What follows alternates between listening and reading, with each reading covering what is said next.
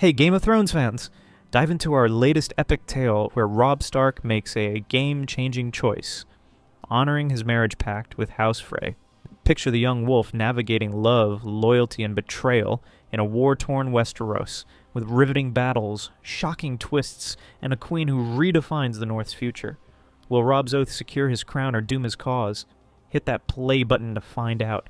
Don't forget to like, subscribe, and ring the bell for more reimagined Thrones stories. Let's rewrite history together. The rain fell in relentless sheets, drumming against the canvas of Robb Stark's war tent. The air was thick with the scent of damp wool, and the faint tang of iron from the blood-stained map sprawled across the table.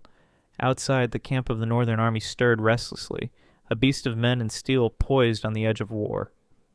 The Riverlands churned with conflict, and the young wolf, barely a man grown, carried the weight of a kingdom on his shoulders. Robb sat at the head of the table. His direwolf gray wind sprawled at his feet, amber eyes glinting in the flickering torchlight. His bannermen surrounded him, Great John Umber roaring for blood, Rose Bolton silent and calculating, and Catelyn Stark, her face etched with worry. The discussion had turned to the crossing of the Twins, the vital bridge held by Lord Walder Frey. Without it, the Northern Army would be stranded, unable to march south to face the Lannisters. "Lord Frey's price is steep," Catelyn said, her voice measured but taut. "He demands a marriage pact. Your hand, Robb, for one of his daughters." Robb's jaw tightened. He was king in the north, crowned by his bannermen after his father's execution, but he was still a boy in many ways, untested in the Game of Thrones. The idea of marrying a Frey girl, any Frey girl, chafed at him. He had dreamed of a love like his parents', fierce and true, not a cold bargain struck to secure a bridge, but dreams were luxuries he could ill afford. "Which daughter?" he asked, his voice steady despite the storm in his chest. "Lord Walder offers Roslin," Catelyn replied. "She's young, they say, and comely enough. But make no mistake, Robb. This is no gift. Walder Frey is a weasel, and his loyalty will last only as long as it serves him." Grayton slammed a fist on the table, rattling the maps. "To hell with the old goat! We'll storm the Twins and take the crossing by force." Rose Bolton's pale eyes flicked toward the Great John. "And lose half our men in the attempt? The Twins are impregnable without treachery or consent." Robb's gaze drifted to the map, to the thin line of the Green Fork where the Twins stood like a gate. He thought of his sisters, Sansa a hostage in King's Landing, Arya missing and presumed dead. He thought of his father's head on a spike, of the Lannister banners flying over the south. He had no choice. "I'll honor the pact," he said at last, the words heavy as iron. "I'll wed Roslin Frey." Catelyn's eyes softened, but there was no relief in them. She knew the cost of such promises. "You're doing what must be done, Robb, but tread carefully. The Freys are not to be trusted." Robb nodded, his hand resting on Grey Wind's head. The direwolf's low growl echoed his own unease. "Send word to Lord Walder. The marriage will take place after we've secured the Riverlands. For now, we cross the Twins." The crossing was a tense affair, the Northern Army filing through the narrow bridge under the watchful eyes of Frey archers perched in the towers. Walder Frey himself awaited Robb on the far side, a withered man with a face like a sour apple, flanked by a gaggle of sons and grandsons. His eyes gleamed with greed as he clasped Robb's hand. "Your Grace," Walder said, his voice a nasal whine, "a pleasure to bind our houses. Roslin will make you a fine wife, huh? Sweet as spring, that one." Robb forced a smile, though it felt like a grimace. "I look forward to meeting her, my lord. My thanks for your hospitality."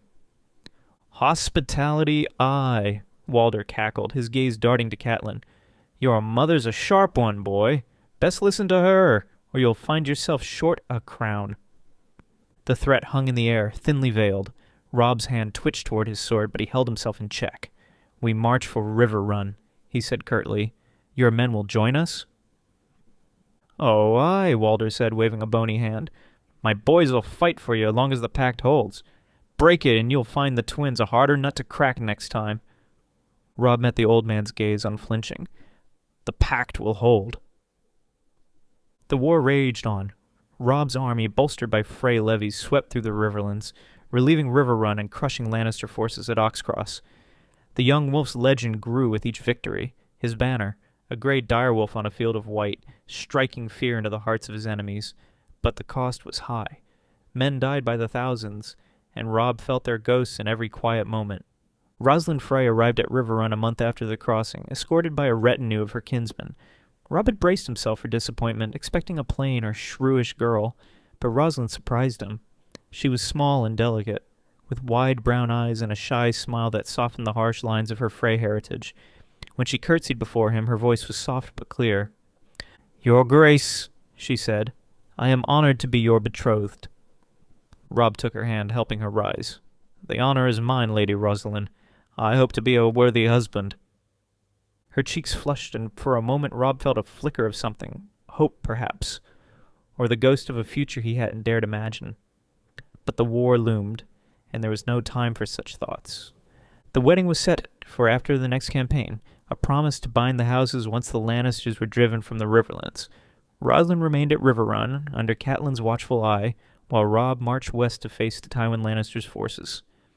The Freys fought alongside him, their loyalty secured by the Pact, though Robb never fully trusted them. Black Walder Frey, in particular, had a cruel streak that set Grey Wind's hackles rising. The Battle of the Crag was a turning point. Robb's forces overwhelmed the Lannister garrison, but he took a wound in the fighting, an arrow to the shoulder that left him feverish for days. As he recovered in the castle, tended by masters and guarded by his bannermen, a visitor arrived, Jane Westerling, the daughter of the castle's lord. Jane was beautiful, with dark hair and a gentle demeanor that stirred something in Robb. She tended his wound with care, her touch light and her conversation kind. In another life, he might have loved her. But when she lingered too long one evening, her eyes bright with unspoken feelings, Robb pulled away.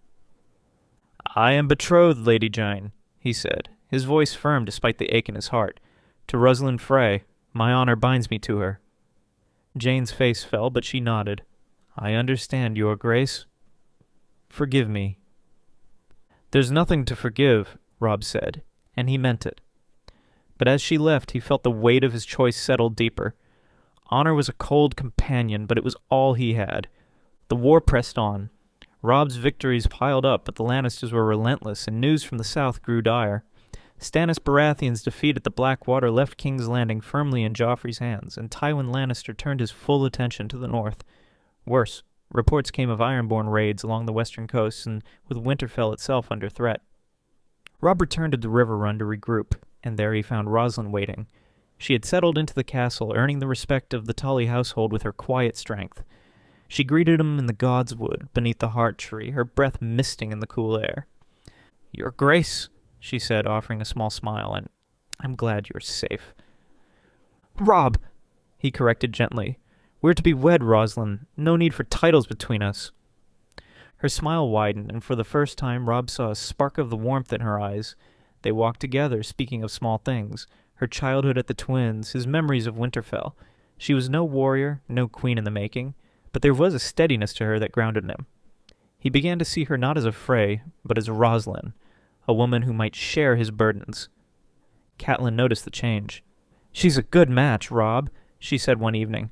"Not what you dreamed, perhaps, but she's loyal, and she's stronger than she looks." Robb nodded, staring into the fire. "I'll keep my word, Mother, for her sake and for the North." The wedding took place in Riverrun Sept, a modest affair compared to the grand ceremonies of the South. Roslin wore a gown of blue and silver, her hair braided with river pearls, and Robb thought she looked radiant. The hall was filled with northern and riverland lords, but the Frey contingent was conspicuous, their sharp eyes watching every move. Walder Frey himself attended, his smirk never fading. "A fine match, Your Grace," he said, raising a goblet. "May your union be as fruitful as mine. Heh." Robb ignored the jab, focusing on Roslin. The vows were spoken, the cloak of House Stark draped over her shoulders, and when he kissed her, her lips were warm and soft. The feast that followed was raucous, with Grachan leading bawdy toasts and Grey Wind prowling the hall, a silent guardian. That night, as they lay together in the Lord's chambers, Robb found himself surprised by the ease between them. Roslin was nervous but willing, and their coupling was gentle, a moment of solace amid the chaos of war. Afterward she rested her head on his chest, and he felt a flicker of peace. "Do you think we'll have peace, Robb?" she whispered. He wanted to lie, to promise her a world without war, but he couldn't. "I'll fight for it," he said instead, "for you, and for our children." She squeezed his hand, and in that moment he believed they might build something real. The war did not pause for love. Tywin Lannister's forces pressed harder, and Robb faced a new threat, the Boltons. Rose Bolton's loyalty had always been suspect, and whispers reached Robb of strange dealings at Harrenhal, where Bolton held court. When word came that Winterfell had fallen to Theon Greyjoy, Robb's heart broke, but he held firm. He had a wife now, a kingdom, and a duty. Roslin proved her worth in the months that followed. She took on duties at Riverrun, managing supplies and soothing tensions between the bannermen. Her quiet diplomacy won over even the gruffest lords, and Robb found himself relying on her counsel. When he planned a daring strike against Casterly Rock, she listened intently, offering insights that sharpened his strategy. But the Freys remained a thorn. Black Walder and his kin grumbled about their place in the war, their loyalty fraying as the conflict dragged on. Robb knew he could not afford to lose them, not with the Lannisters closing in. He doubled the Frey levy's pay and invited Roslin's brothers to his war councils, binding them closer. As winter loomed, Robb stood on Riverrun's battlements, Roslin at his side. The river roared below, and the wind carried the promise of snow. "We'll march west," he told her. "Take the fight to Tywin's heart. If we can break Casterly Rock, the Lannisters will falter." Roslin nodded, her hand resting on his arm. "And I'll hold Riverrun for you, Robb. Whatever comes." He kissed her forehead, gratitude swelling in his chest. The pact with House Frey had been a chain, but Roslin was no shackle. She was his partner, his queen, and together they would face the storm. The winds howled across the Riverlands, carrying the bite of an early winter. Riverrun stood defiant against the gray sky, its banners snapping in the gusts. Stark, Direwolf, Tully Trout, and now, reluctantly, the twin towers of House Frey. Inside the castle's great hall, Robb Stark pored over maps with his war council, his young face etched with the weight of command. Roslin, his new queen, stood quietly at his side, her presence a steady anchor amidst the storm of voices. The young wolf's victories had carved a bloody path through the Riverlands, but the war was far from won. Tywin Lannister's forces regrouped in the south, bolstered by their triumph at the Blackwater. The Ironborn held Winterfell, a wound that festered in Robb's heart. And now, whispers of treachery stirred among his allies, particularly from the Boltons and Freys, whose loyalty hung by the thread of his marriage pact. "We strike west," Robb declared, his finger tracing a line across the map to Casterly Rock. "Tywin expects us to march on Harrenhal or King's Landing, but we'll hit him where he's weakest, his home. Take Casterly Rock, and we cripple the Lannisters' golden morale." Greyjoy Umber roared his approval, slamming a meaty fist on the table. "Aye, let's gut the lions in their den. The North remembers." Rose Bolton's voice slithered through the din, cold and precise. "A bold plan, your grace, but risky. The Westerlands are fortified, and our supply lines will stretch thin. The Freys may not take kindly to a long campaign so far from their precious twins." Robb's eyes flicked to Black Walder Frey, who lounged in a corner, picking at his nails with a dagger. The man's smirk was a constant irritation, but Robb kept his tone even. "The Freys are bound to us by marriage. They'll march, as will your men, Lord Bolton. We're one army, one cause." Black Walder snorted, but a glance from Roslin silenced him. She stepped forward, her voice soft but firm. "My father's men will honor the pact, your grace. I'll write to Lord Walder myself to ensure their commitment." Robb met her gaze, gratitude flickering in his chest. Roslin had grown into her role as queen, her quiet strength smoothing tensions among the bannermen. She was no warrior, but her diplomacy was a weapon as sharp as any sword. "Thank you, my lady," he said, and the council moved on to logistics. Catelyn Stark watched the exchange, her expression unreadable. Later, as the hall emptied, she drew Robb aside. "Roslin is proving her worth," she said, "but don't let your guard down. The Freys are snakes, and snakes bite when cornered." "I know, Mother," Robb said, rubbing his temple. "But Roslin's different. She's mine, and I'm hers. I trust her." Catelyn's eyes softened, but worry lingered. "Trust her, yes, but never trust her kin. And watch Bolton. His men hold Harrenhal, but I hear strange tales from that cursed place." Robb nodded, his thoughts already turning to the march ahead. The Western Gambit was a desperate play, but desperation was all he had left. The Northern Army marched west under a sky heavy with snow clouds. 20,000 men, Starks, Tullys, Umbers, Karstarks, and Freys trudged through mud and frost, their breath steaming in the chill. Grey Wind loped at Robb's side, a shadow of fur and teeth, his growls a warning to any who strayed too close. Roslin remained at Riverrun, tasked with holding the castle and managing supplies, a role she accepted without complaint. The journey was grueling. The crag, their last foothold in the Westerlands, lay in ruins from Robb's earlier victory, and the land beyond was hostile. Lannister scouts harried their flanks, and provisions dwindled as winter tightened its grip. The Freys grumbled loudest, their levies ill-suited to the march, but Robb kept them in line with promises of plunder in Roslin's letters, which arrived regularly, filled with news and quiet encouragement. At night Robb read her words by firelight, her elegant script a lifeline to the man he'd been before the crown. "Riverrun stands strong," she wrote in one. "The small folk call you the young wolf, and they pray for your victory. I pray for you too, Robb. Come back to me." He traced her signature, his heart aching for the warmth of her presence. Duty kept him moving forward, but Roslin was his reason to return. The army reached the Gold Road, the artery to Casterly Rock, and there they met resistance. Sir Kevan Lannister, Tywin's brother, had fortified a ridge with 5,000 men, blocking the pass. Robb studied the terrain, his mind racing. A frontal assault would be costly, but delay risked starvation. "We flanked them," he decided, summoning his commanders. "Greatjon, take the Umbers and Karstarks through the hills at dawn. I'll lead the main force to draw their attention. Black Walder, your archers will cover our advance." Black Walder's eyes narrowed.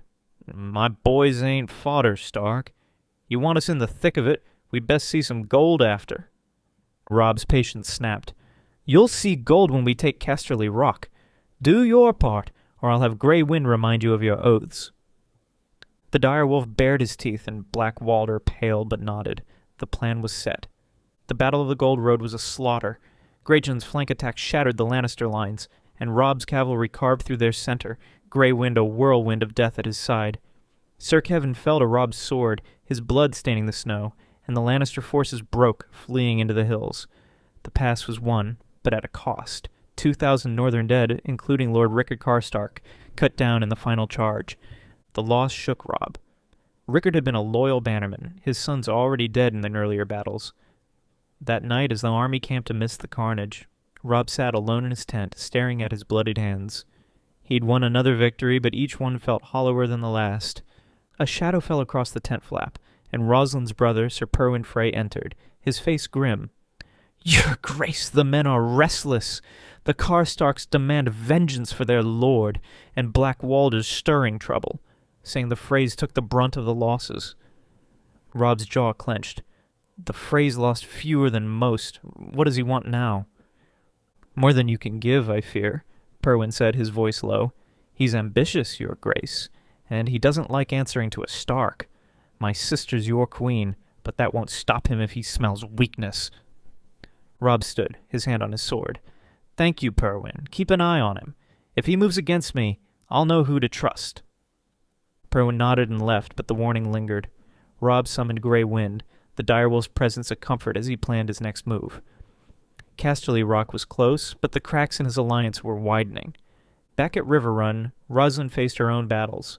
The castle was a hive of activity, its stores strained by the demands of the war.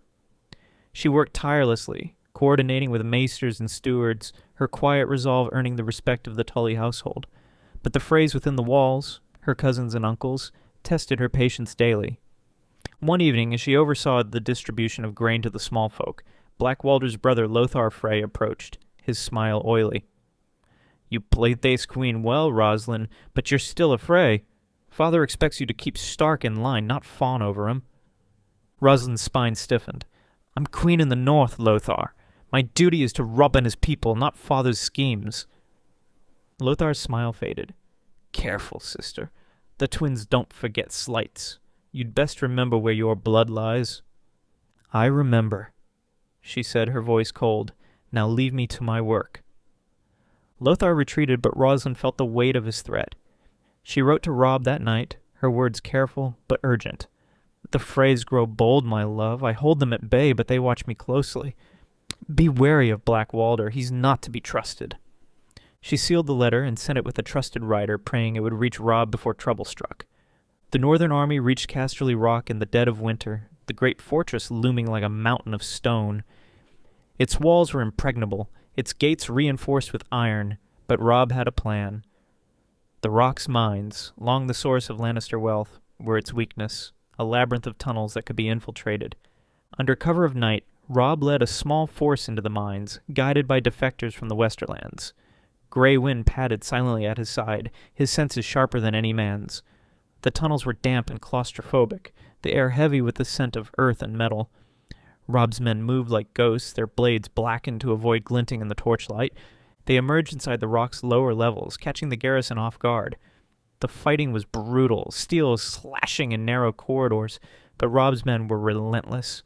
By dawn, the inner keep was theirs, the Lannister banners torn down and replaced with the direwolf of Stark.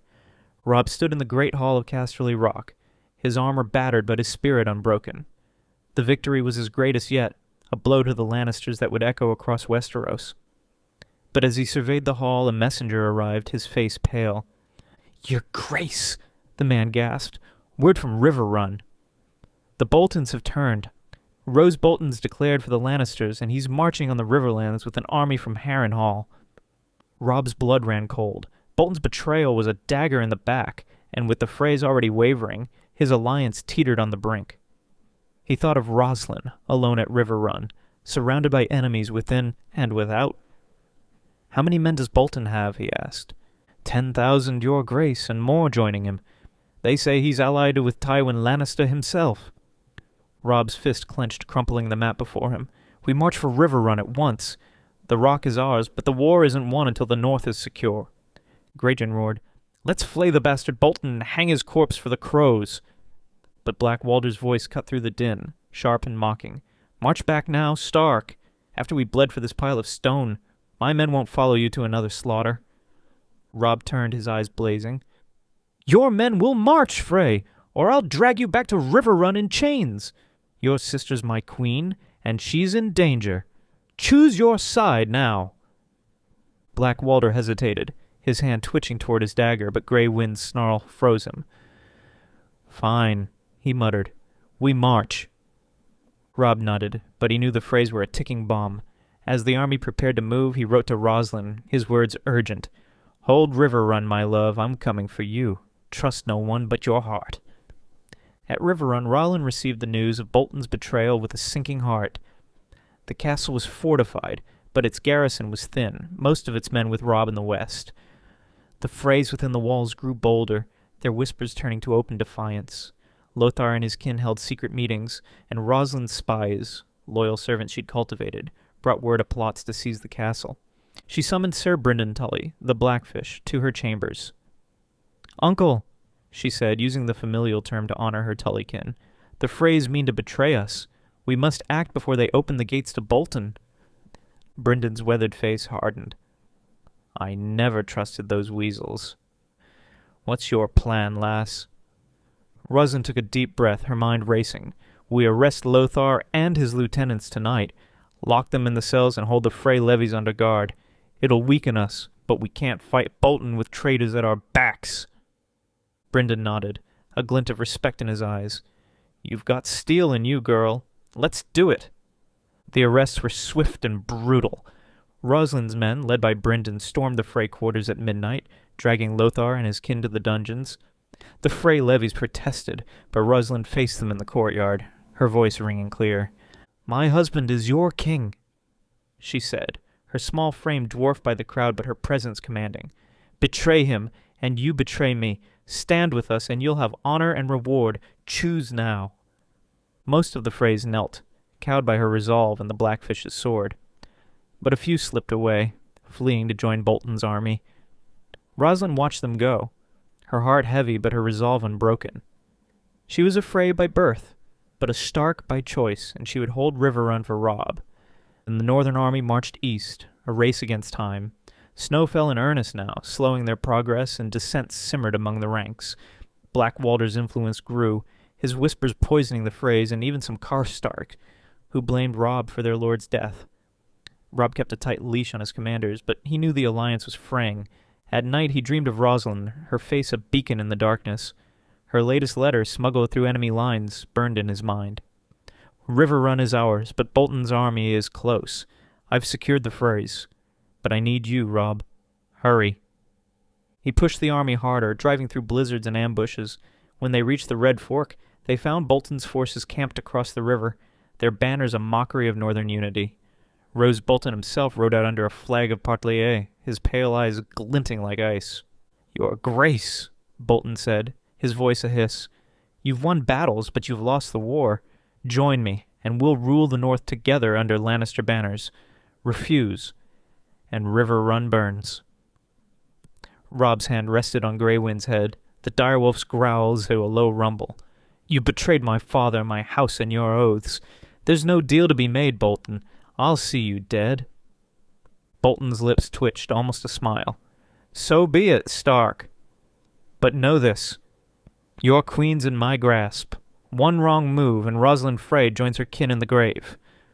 Robb's blood roared, but he held his ground. "Ride back to your camp, traitor. We'll meet on the field." As Bolton retreated, Robb turned to his commanders, his voice steel. "We cross the river tonight. Great John, you'll lead the vanguard. Black Walder, your archers will cover the ford. No delays, no excuses. We end this now." The battle for Riverrun loomed, a clash that would decide the fate of the North. Robb thought of Roslin holding the castle against impossible odds, and his resolve hardened. He was the young wolf, and he would fight for his queen, his home, and his honor. The Red Fork churned under a sky of iron, its waters swollen with winter melt and stained red with blood. Robb Stark stood on the riverbank, his breath steaming in the frigid air, his eyes fixed on the distant camp of Rose Bolton's army. The traitors' banners, flayed men on pink, mocked the unity of the North, a grim reminder of the fracture in Robb's alliance. Riverrun lay just beyond, its walls a beacon of hope and a cage for his queen, Roslin Stark, who held the castle against mounting odds. The northern army, battered from their march through the Westerlands, was weary but resolute. 20,000 men stood ready to cross the river, their loyalty to the young wolf forged in blood and fire. But dissent simmered. Stoked by Black Walder Frey and the Carr Starks, who nursed grudges over their fallen lord, Robb knew this battle would be his last chance to hold his kingdom together, or lose it all. Grey Wind prowled at his side, the direwolf's hackles raised, sensing the storm to come.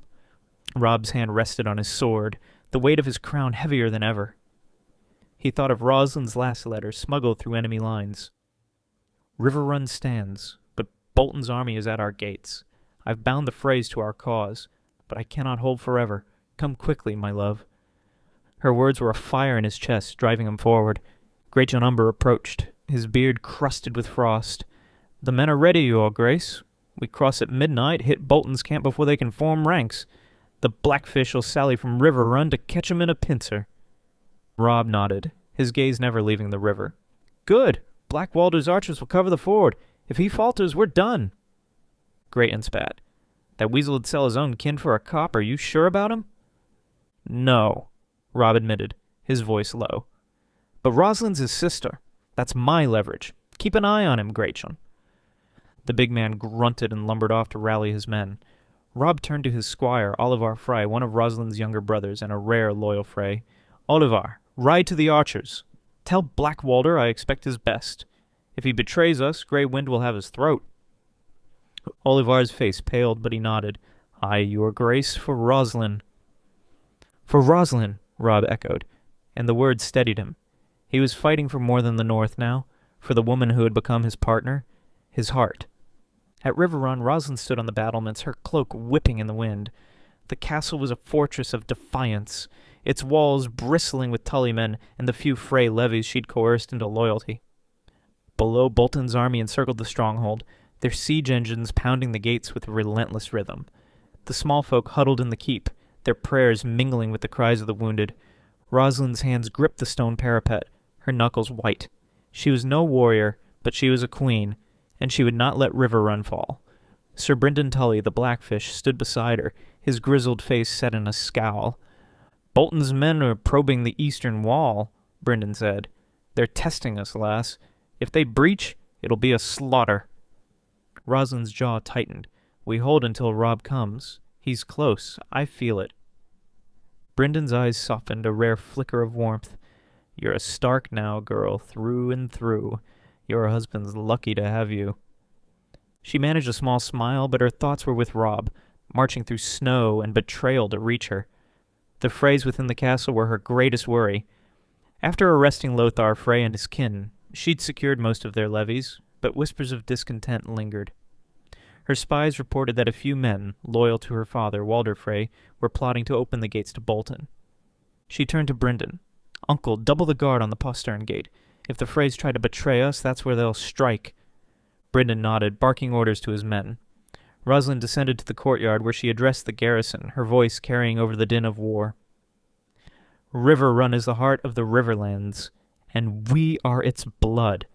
King Robb is coming, and we will hold this castle for him. Stand with me, and we'll see the North rise again." The men cheered, and their morale bolstered by her resolve. But as she returned to the keep, a maester approached, his face ashen. "Your Grace, a raven from the twins." "Lord Walder demands your loyalty to House Frey. He says if you stand with Stark, you're no daughter of his." Roslin's heart sank, but her voice was steel. "I am queen in the north, not a pawn of the twins. Burn the message." The maester hesitated, then obeyed. Roslin knew the cost of her choice. Her father's wrath could turn the remaining Freys against her, but she would not falter. She was Robb's wife, and Riverrun was her duty. The crossing of the Red Fork began at midnight, under a moon shrouded by clouds. Robb led the vanguard, his horse plunging into the icy water, Grey Wind swimming at his side. The current was brutal, dragging men and mounts downstream, but the Northerners pressed on, their war cries echoing in the darkness. Black Walder's archers loosed volleys from the bank, their arrows thinning Bolton's sentries. The element of surprise held. Robb's forces stormed the enemy camp, setting tents ablaze and cutting down Bolton's men in their bedrolls. Grachan's Umbers smashed through the eastern flank, their axes a whirlwind of death. But Bolton's army was larger than expected, reinforced by Lannister levies, and they rallied quickly, forming shield walls under rows of Bolton's cold command. Robb fought at the forefront, his sword a blur, Grey Wind tearing through foes with savage precision. The battle became a maelstrom of steel and screams. The snow churned to bloody slush. He glimpsed Black Walder's archers faltering, their volleys slowing, and cursed under his breath. If the Freys broke, the ford would be lost. "Oliver!"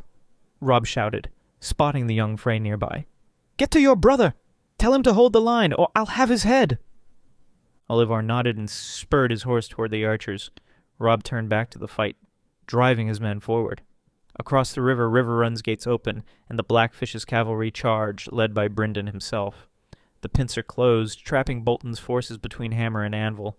But treachery struck. As Robb's men gained ground, a horn sounded from the rear. Black Walder's signal, but not for advance. The Frey archers turned their bows on the Northerners, their arrows raining down on Robb's own men. Chaos erupted, the Karstarks wavering as panic spread.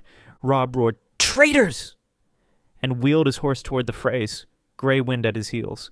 He found Black Walder atop a rise, his smirk gleeful as he directed the betrayal.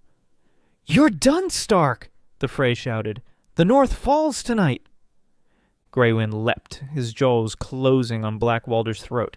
The man's scream was cut short, his body crumpling as the direwolf tore him apart. The Frey archers faltered, some fleeing, others dropping their bows in fear. Oliver rallied the loyal ones, shouting, "For Queen Roslin! For the North!" Robb seized the moment, rallying his men. "To Riverrun! For the North!"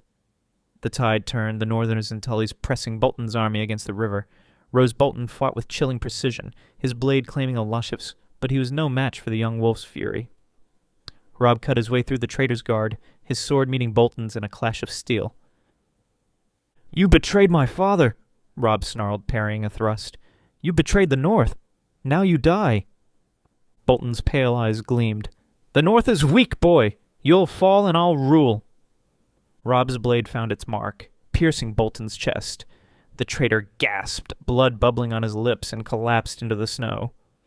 With their leader dead, Bolton's army broke, scattering into the night. The Battle of the Red Fork was won, but at a terrible cost. Dawn broke over Riverrun, the castle's walls scarred but unbroken. Robb rode through the gates, his armor dented and bloodied, Grey Wind limping at his side. The courtyard was a scene of wearied triumph. Tullymen and loyal Freys cheering their king. But Robb's eyes sought only one figure. Roslin standing at the keep's entrance, her face pale but radiant. He dismounted and ran to her, pulling her into his arms. "You held Riverrun," he whispered, his voice thick with emotion. "You saved us." Roslin clung to him, tears in her eyes. "You came back to me, Robb. That's all that matters." They stood together, the world fading around them until Bryndon's gruff voice broke the moment. "Your Grace, the castle's secure, but we've got work to do. The Freys are a mess, and the north still bleeding." Robb nodded, reluctantly releasing Roslin. "What of the Freys?" he asked her. "Lothar's in the cells," she said. "Most of the levies followed me after I faced them down. But my father, he'll never forgive this." "Let him stew," Robb said, his voice hard. "The twins are far, and we've bigger foes. Tywin Lannister's still out there, and the Ironborn hold Winterfell." Roslin's hand found his, her touch grounding him. "We'll face them together, Robb, as king and queen." He squeezed her hand, a flicker of hope piercing the weight of duty. Together. The aftermath was grim. The northern army had lost nearly 5,000 men. The Karstarks were in disarray, and the Frey betrayal had left deep scars. Robb executed the surviving Frey traitors, sparing only those who'd fought loyally, like Olivar. He sent ravens to the twins, demanding Walder Frey's fealty, but knew the old man's response would be venomous. Catelyn Stark, who'd remained at Riverrun during the campaign, embraced her son fiercely. "You've done what your father would have done," she said, her voice trembling. "But the war's not over, Robb. Tywin will come for you now." "I know," Robb said, his gaze drifting to Roslin, who was organizing aid for the wounded. "But we've held the Riverlands, and we've broken Bolton. We'll rebuild, and we'll fight." The council that followed was tense. Greyjohn urged a march on King's Landing to crush Joffrey, while Bryndon argued for securing the north against the Ironborn. Roslin, invited to speak, offered a quieter perspective. "The small folk are starving, and winter's here. We need to feed our people and strengthen our alliances. The Vale might listen now, with Lysa Arryn's kin at stake." Robb nodded, impressed by her clarity. "We'll send envoys to the Vale and retake Winterfell, but first we fortify the Riverlands. Tywin won't catch us off guard again." Weeks passed, and Riverrun became a hub of renewal. Roslin proved indispensable, her work with the small folk earning their love. She and Robb grew closer, their bond deepened by shared trials. One night as they lay together in the Lord's chambers, Roslin rested her hand on her belly, a shy smile on her lips. "Robb," she said softly, "I'm with child." His breath caught, joy and fear warring in his chest. "A child," he whispered, pulling her close. "Our child." The news spread, lifting the castle's spirits. A Stark heir was a symbol of hope, a promise of a future beyond the war. But Robb knew the dangers. Tywin Lannister would see the child as a threat, and the Ironborn still haunted his dreams. As spring approached, reports came of Tywin's movements. The Lannister patriarch was marshalling a new army, bolstered by Tyrell Golden men. Robb began planning a counter-offensive, his mind sharpened by Roslin's counsel and the Blackfish's experience. He sent Greta and Nor to rally the remaining northern houses, while Bryndon fortified the Riverlands' borders. One evening, as Robb and Roslin walked the Godswood, a raven arrived with dire news. Walder Frey had declared for the Lannisters, offering the twins to Tywin's forces. The old man's betrayal was no surprise, but it stung Roslin deeply. "He's no father to me," she said, her voice steady despite the pain. "My family is here with you." Robb kissed her forehead, his resolve hardening. "We'll deal with the twins when the time comes. For now, we focus on Tywin." The war loomed anew, but Robb was no longer the boy who knelt at the twins to secure a crossing. He was a king, tempered by loss and love, and Roslin was his queen, a Frey-turned-Stark, whose strength had saved Riverrun.